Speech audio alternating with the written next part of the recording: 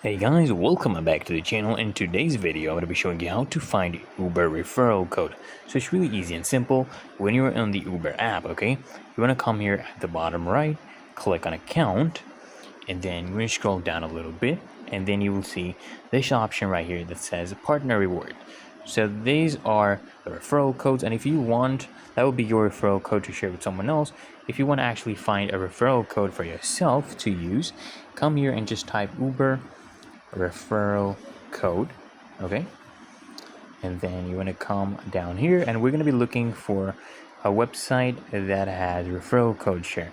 So scroll down, and okay, come here. Let me adjust the search, and I'm going to search a free Uber referral code. Okay, free Uber referral code.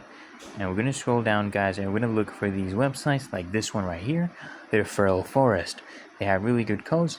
Just come here and copy code, or you can just open the link right here and it will make you sign up.